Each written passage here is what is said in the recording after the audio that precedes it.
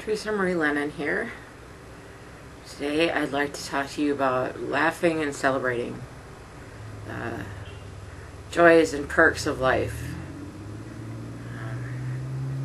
Laughter is essential to happiness, I believe. I believe having a sense of humor is very important. It's serious to have a sense of humor. Reader's Digest says that laughter is the best medicine, and I agree with that 100%. It's important to lighten up and play in life. All work and no play makes Jack a dull boy. If you're feeling kind of blue or down or whatever, you can stick in some comedy, stand-up comedy, a funny movie, a campy horror movie, or go outside and watch the squirrels or something, or play with your pets, or there's always something there that can make you feel a little bit better. Even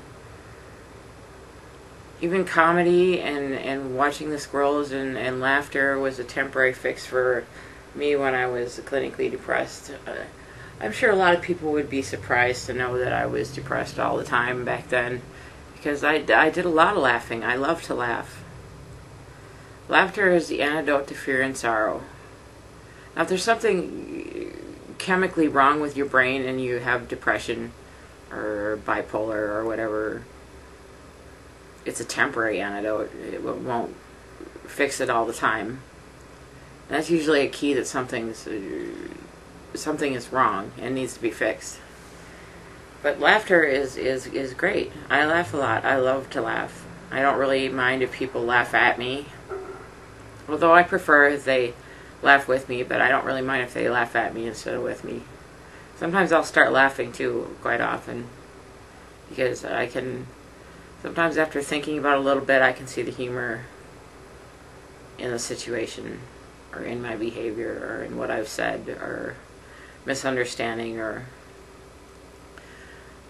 if people are laughing at you, are they laughing at you or with you? If it's bothering you.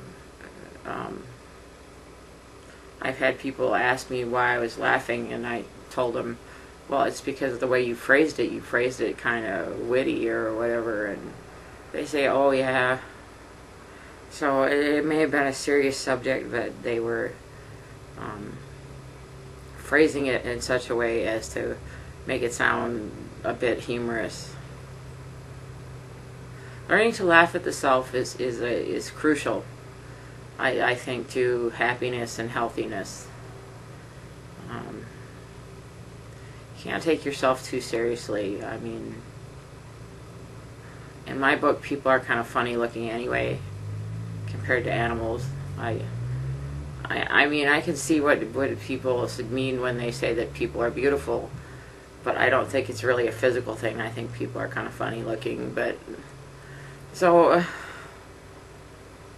you can't take yourself too seriously. It's just not. It's not good for you. It's not good for the people around you. It's just not good to be humor impaired.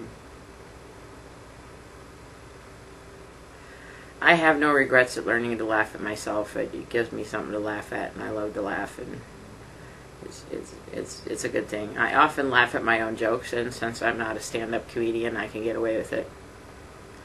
I think it's okay to laugh at your own jokes, unless you're doing stand-up comedy. Then it's a gaffe. But yeah, I tell jokes and laugh at them all the time.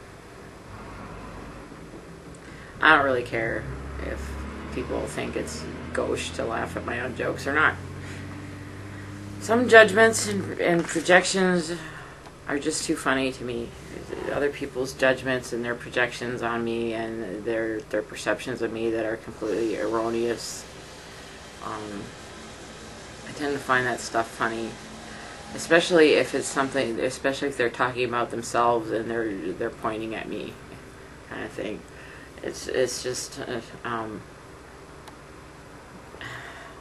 too funny.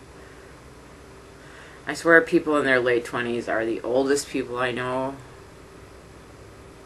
Like, people in their late 20s are like the elderly of the human race. They take themselves so seriously and their job so seriously, and everything is like life or death to them, even though it's not actually life or death.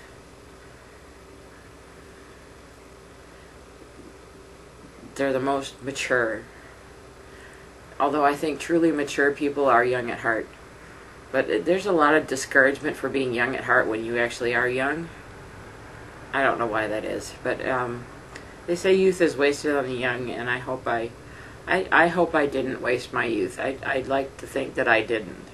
I tried to make the most of being young and healthy and all that. Celebration is good too. You can take any reason you want to celebrate. Celebration is good. Celebrate the little miracles each day. The sun coming up, the smell of the coffee, the whatever. Take playtime to celebrate. Celebrate yourself. That's okay too. Celebrate your accomplishments. Celebrate yourself. Celebrate even little accomplishments like getting the laundry done. You can celebrate that. There are ways to be happy, and we can find them if we look for them. Where the Constitution gives us the right to pursue happiness. Now, happiness and pleasure are two different things. It took me a long time to figure this out. I'm sure people have told me this before, but it took me a while to figure this out. Happiness and pleasure are two different things. But it's okay to have pleasure in our lives. Pleasure is not a bad thing, and happiness is a good thing. It's more like they're just two different things. It's okay to have pleasure in your life. It's okay to have little guilty pleasures. I'm trying to think of some guilty pleasure of mine that I own up to.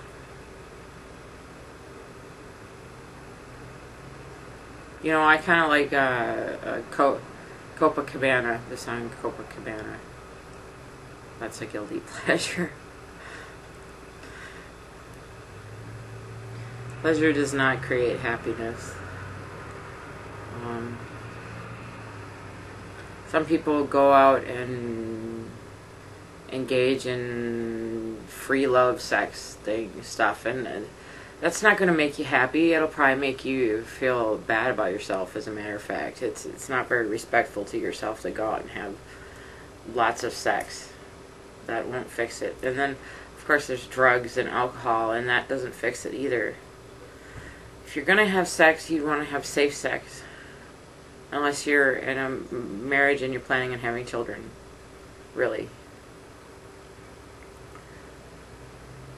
The problem with being a single parent is, especially if you're a single mom, is that if you keep your child, you will have that other person in your life for the rest of the child's life, which will probably be longer than yours.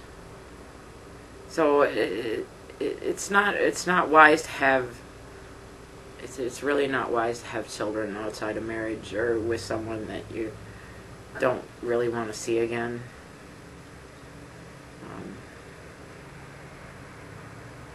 So you want to practice safe sex, and sex won't make you happy. Pleasure enhances life. Happiness should be is a way of life. So pleasure can enhance happiness, but it won't create it. Other little things you could do to celebrate life is like to walk in the rain, find reasons to rejoice. There's in a lot of religions, there's a lot of opportunities to rejoice and celebrate the spirit, the goddess, God, Jesus, whoever. It's good to enjoy nature. Spending time in nature can help make you soothe the chaos, the internal chaos, and it can make things better. There's a certain peace out there in the wilderness that is a good thing.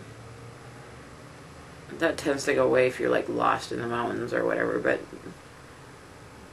your head is there to move you around, so just yeah, just spend some time being at peace with yourself. It's a good thing. You can celebrate life itself. Every time a baby's born, there's babies born every minute.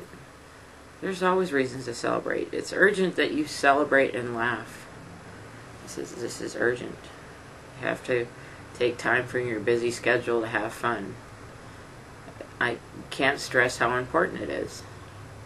Some people, their whole life revolves around work and making money, and that's not healthy. Workaholism is not healthy. It's important to enjoy yourself at times. Now, all play and all no work makes Jack a lazy boy, but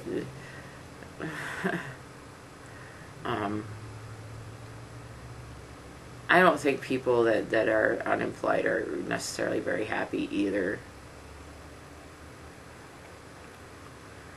There's a time for being productive, and there's a time for just kicking back. I think that's about all I got to say on the subject. Thank you.